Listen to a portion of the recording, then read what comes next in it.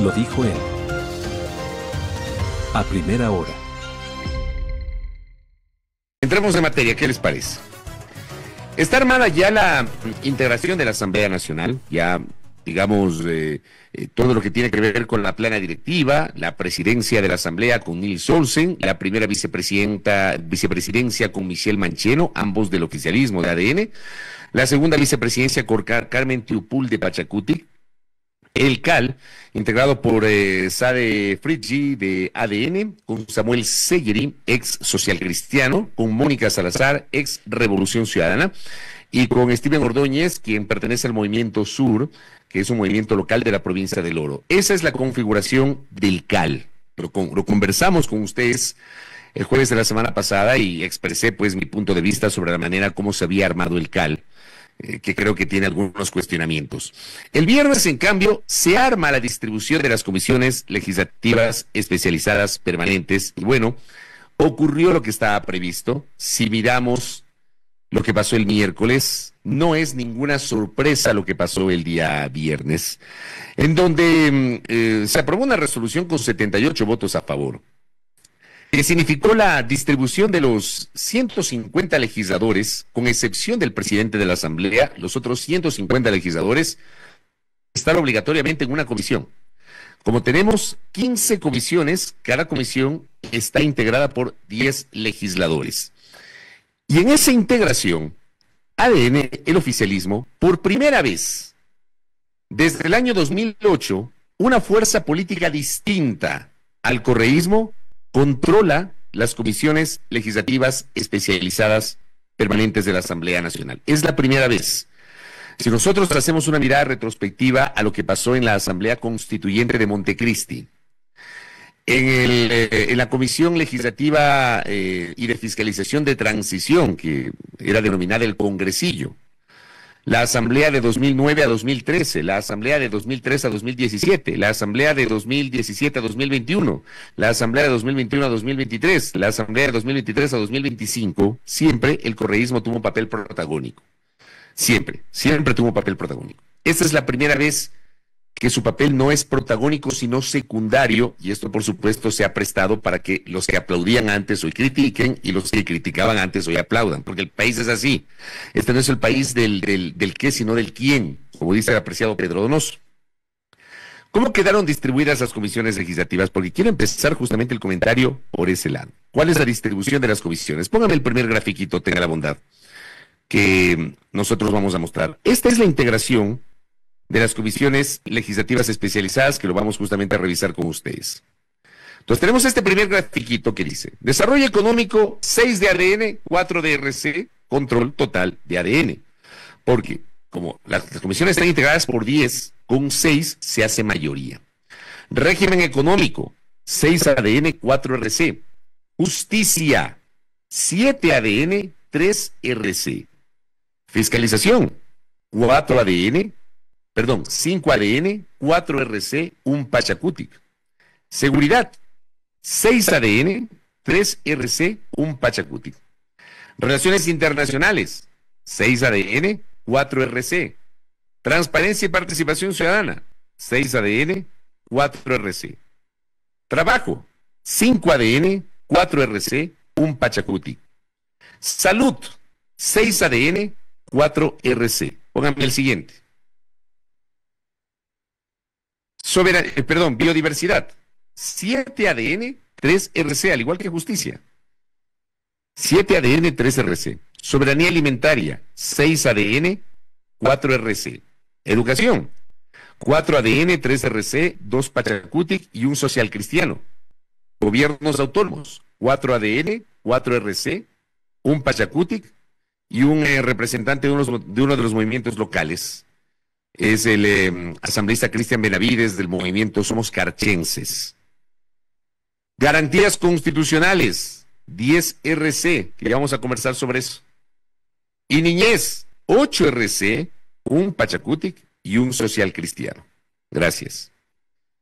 ¿Por qué era importante revisar esta configuración? Primero, que ya no va a tener pretextos el gobierno. Y creo que esto es lo positivo de este momento político, sobre el cual podemos generar cuestionamientos, hacer las comparaciones con el pasado, que por supuesto a los que eran poder en el pasado no les gusta la comparación porque se enojan, porque se ponen bravos. Yo digo, bueno, ya, se hace la comparación con 2013 donde tuvieron el control total. Entonces el argumento era, bueno, nosotros tuvimos el 75% de la asamblea y por eso tuvimos el control total. Ese era el argumento. A la oposición la anularon en la comisión del 2003, en la asamblea del 2003. Pero vea, vamos a comprarles el argumento. Ok, no miremos la película de 2013, miremos la película del 2009 al 2013, pero sobre todo miremos la película del 2011. Cuando en el 2011 reeligieron al Corcho Cordero como presidente de la Asamblea Nacional, y para lo cual previamente ya algunos legisladores, sobre todo de la Sociedad Patriótica, dejaron su partido para aliarse con el oficialismo de aquella época. Entonces hay nombres como Guillermina Cruz, como Yoconda Saltos, que dejaron, como Fernando Vélez, que dejaron la Sociedad Patriótica para aliarse con Alianza País. O Chesnarda Fernández del Partido Social Cristiano, o Leandro Cadena. ¿Ya? Hay que revisar la historia. Pero por supuesto no les gusta porque carecen de autocrítica, se enojan, se resienten. Y por supuesto hay algunos de los fieles escuderos que son tecla brava y se pasan tuiteando y cuestionando lo que se dice. Bueno, revisen y mírense en el espejo del pasado. Antes estuvo mal, hoy está mal. Dos errores no hacen un acierto. Si antes estuvo mal, hoy también está mal. Pero ellos no tienen calidad moral para reclamar lo que hoy están reclamando porque antes hicieron lo mismo. O sea, entendamos eso como punto de partida. Luego, el gobierno ya va a tener excusas, que esta me parece que es la parte más importante de todo. Al día de hoy, con esta configuración que les acabo de enseñar de la Asamblea Nacional, el gobierno del presidente Noboa y la Asamblea dominada por ADN ya no va a tener excusas. No hay manera. Hoy la responsabilidad está en manos del señor presidente de la República, que ya terminó su periodo de transición, ya el sábado será investido por un periodo de 4 años, ya se acabó la transición, ya se acabó el mirar por el espejo retrovisor, y la Asamblea Nacional ya no tiene excusas porque ADN controla las comisiones legislativas más importantes. Controla las comisiones económicas, la del régimen económico y desarrollo económico. Controla la Comisión de Justicia y Estructura del Estado. Tanto que se habla aquí que hay que reformar las leyes que apoyan a los delincuentes, que no sé qué se ha creado en el imaginario de la gente, se ha tratado de poner en el imaginario de la gente que las leyes son pro delincuentes, lo cual no es cierto. Ahí tienen su Comisión de Justicia.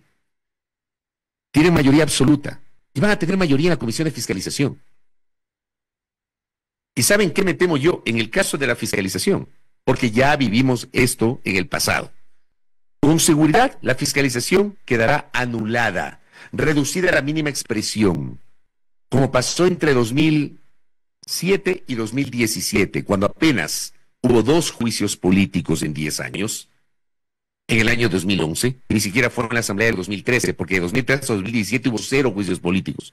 Y la fiscalización quedó completamente anulada. Y hubo casos escandalosos, pero la fiscalización quedó anulada. ¿Ya? Pero de 2009 a 2013 hubo 2 juicios políticos. En el 2011, los 2.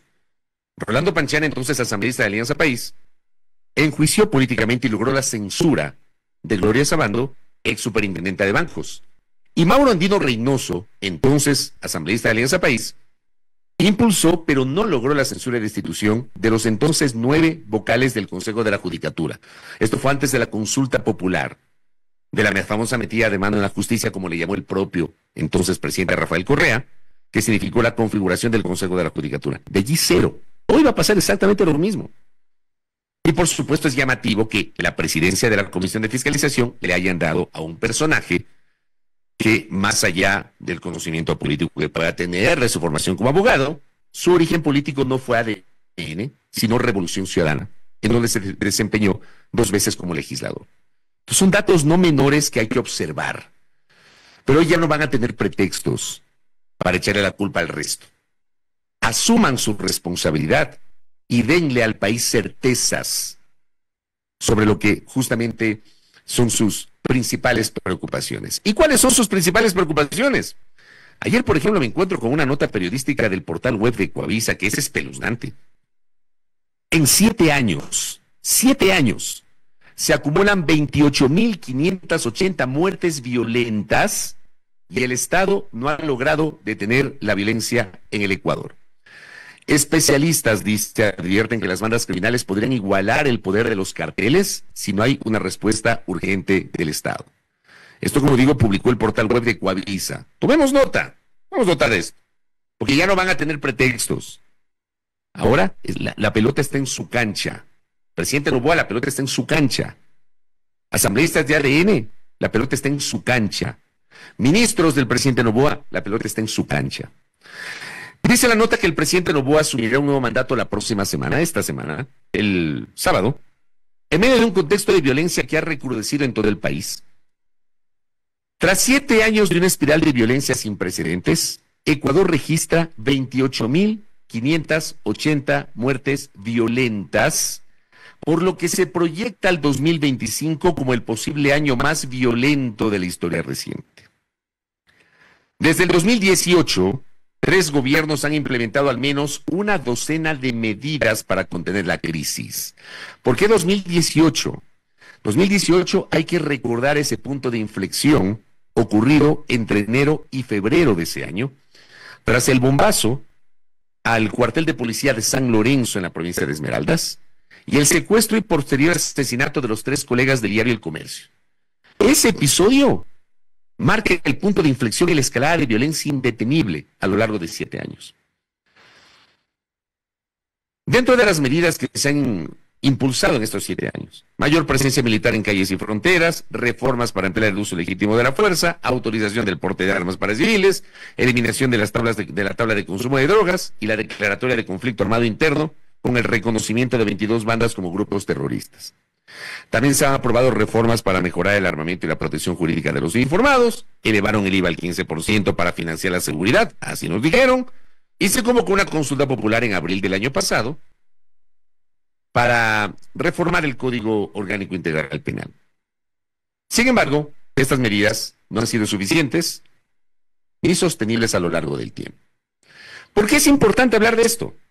Es un tema que permanentemente lo hemos mencionado acá en el espacio, a riesgo de que a alguna gente no le gusta que hablemos de la inseguridad.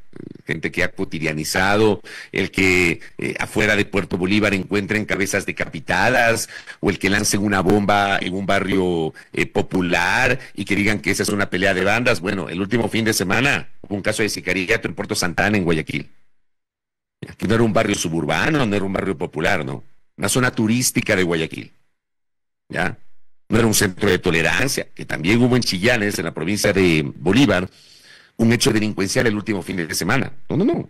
Este fin de semana ocurrió un hecho delincuencial, un caso de sicariato en Puerto Santa Ana, zona turística de la ciudad de Guayaquil. A algunos no les gusta que se hable de esto. El tema es que el presidente de la República ha enviado su primer proyecto de ley por la vía de urgencia en materia económica a la nueva Asamblea Nacional que controla el oficialismo, al menos a nivel de comisiones. Y vamos a ver si alcanza con la mayoría política, que yo sigo sosteniendo que es coyuntural. Habrá que ver justamente si eso se mantiene en el tiempo para la aprobación del proyecto de ley. Póngame el documento, por favor, del proyecto de ley que presentó el presidente de la República, que está en sus pantallas. Ese es el oficio que presentó el señor presidente de la República a la Asamblea Nacional.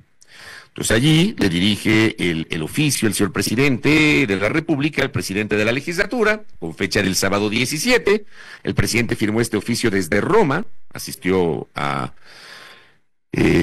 esta actividad que es de dominio público, la primera misa oficial, ya, que da arranque al pontificado de León XIV, y presenta el presidente por la vía de urgencia en materia económica el proyecto de ley orgánica para desarticular la economía criminal vinculada al conflicto armado interno, calificada como urgente en materia económica. Gracias. Yo tengo algunas dudas sobre eso. Punto de partida, y ya vamos a leer lo que dicen algunos especialistas, y más adelante, Andrea, porque no voy a estar en las entrevistas, va a conversar con Efraín Guerrero sobre este tema, porque, digamos, sí me llama la atención que este proyecto se envíe por la vía de la urgencia económica cuando hay una serie de aspectos en materia de seguridad que no tienen nada que ver con la materia económica.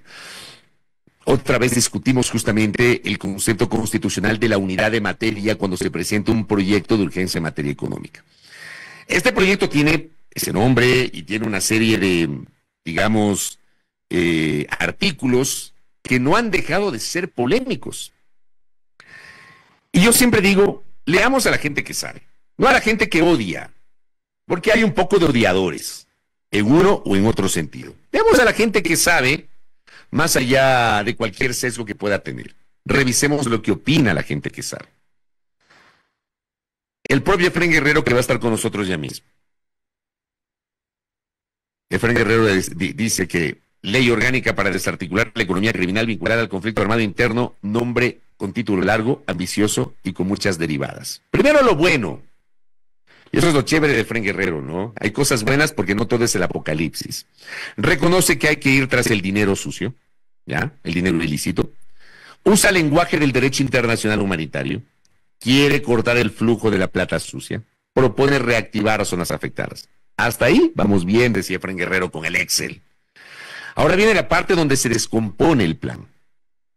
El proyecto dice que no es estado de excepción, pero te allanan sin juez, te detienen sin proceso, te juzgan con jueces nuevos y te indultan antes de saber si eres culpable, pura magia.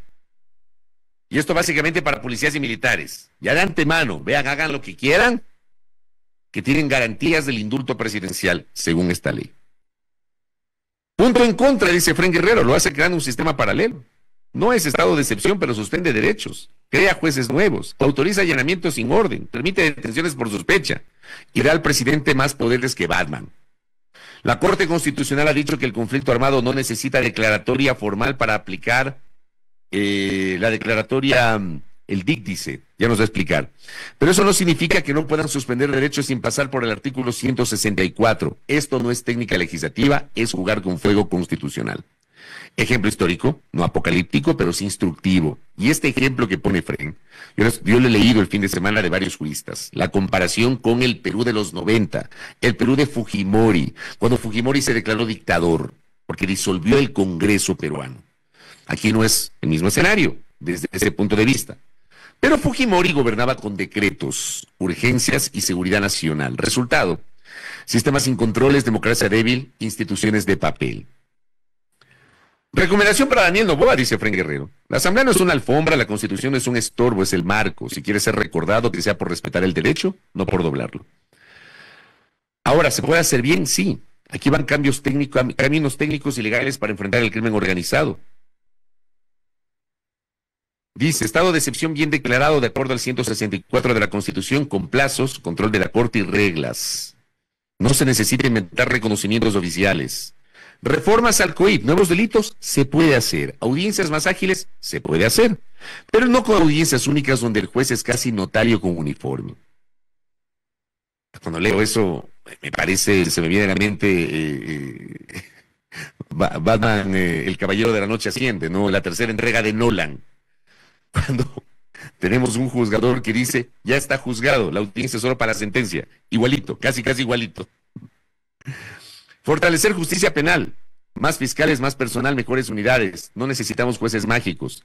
Necesitamos los que ya existen, que los que ya existen tengan luz e incluso papel.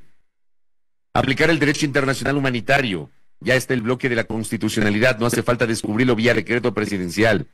Inteligencia financiera real, fortalecer la UAFE con control judicial, esto lo vengo escuchando años. Fortalecer la UAFE y nada. Reactivación económica con ley. Reformar la ley de seguridad pública si hace falta. El sistema actual tiene huecos, por supuesto. Hay que rellenarlos desde adentro, no con hormigón institucional fuera del marco legal. En resumen, dice Efraín, sé cómo combatir el crimen, pero no puedes defender la democracia con herramientas que se parecen demasiado a las que usan tus enemigos. Pero leamos también a Ramiro García. No me digan que Ramiro García es correísta, ¿no? O opositor al presidente Noboa. Dice, donde estoy son las 7 de la mañana, esto escribió a la medianoche de ayer, quiero que esté en Europa el doctor, me desperté hace más de una hora y me puse a leer el proyecto de ley económico urgente que ha remitido el presidente de la Asamblea. En líneas generales, es un desastre, con montones de inconstitucionalidades e inconsistencias. ¿Quién le asesora? Y por supuesto la típica, ¿no? Por ahí alguien ya le dijo que Ramiro García que aplaude los mamotretos del presidente. La típica, aquí creen que no se puede criticar. ¿Ya? Melania Carrión, que conoce los temas vinculados a la legislación de seguridad, en su condición de especialista en temas legislativos.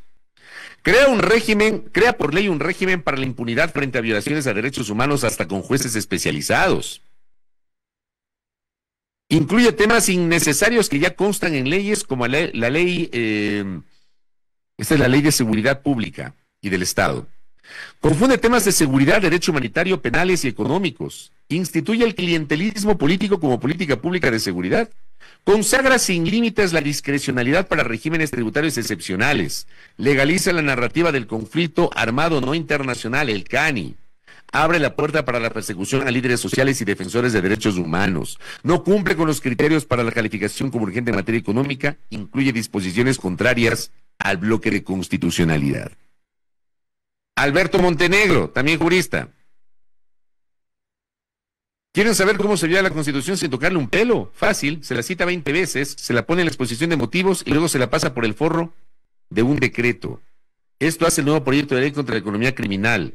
Nos ven en el cuento de que es para combatir el crimen organizado, pero lo que están montando es otra cosa, un estado policial de diseño, un país donde la sospecha vale más que la prueba y la bota más que la toga. Tienes un carro polarizado sin placas, una casa en zona caliente, puede ser declarado objetivo militar. Sin juez, sin fiscal, sin defensa, te la toman como si fueras el enemigo de guerra. Si el Estado te incauta un bien y tú no reclamas en 30 días, pasa a manos del Estado automáticamente, sin juicio, sin audiencia, una especie de confiscación expresa al estilo corre por tu vida.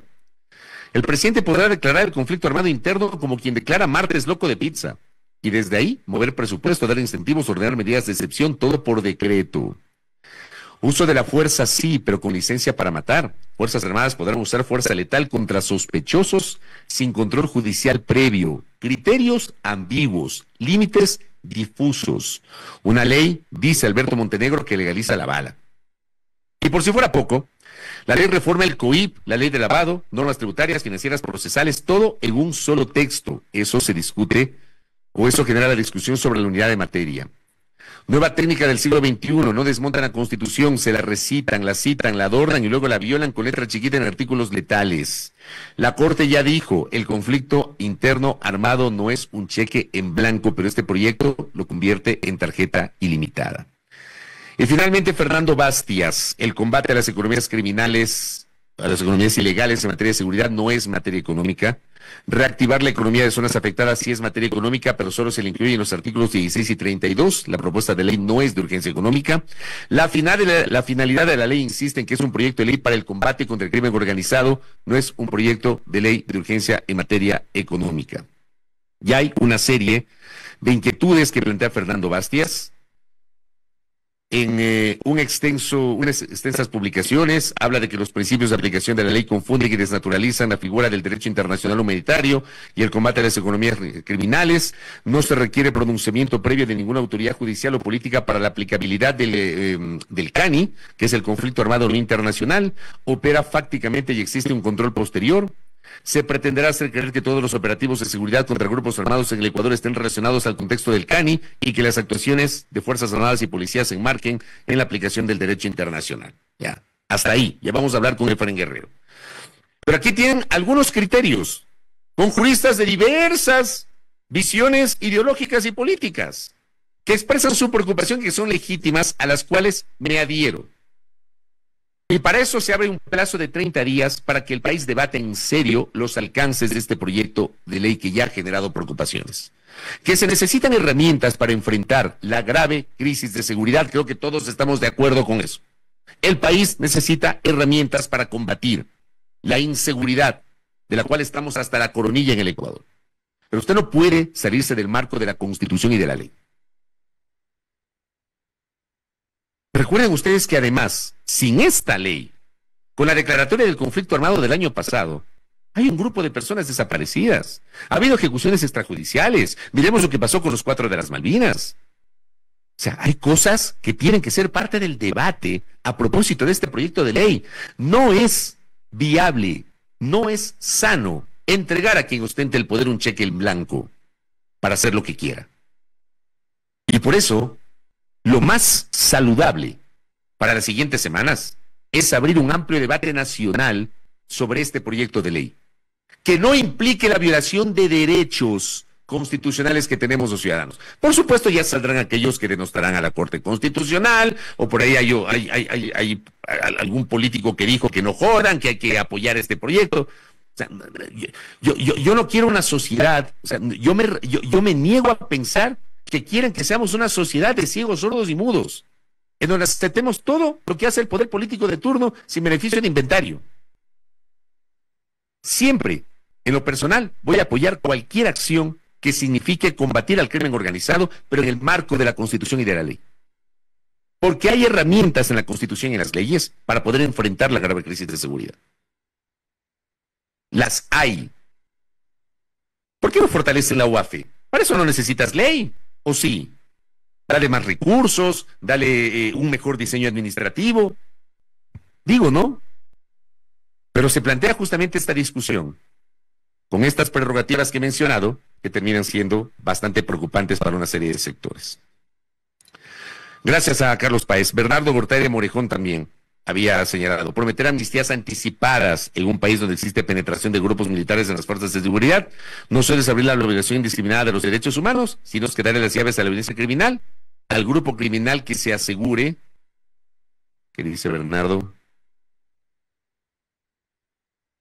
La cooptación primero.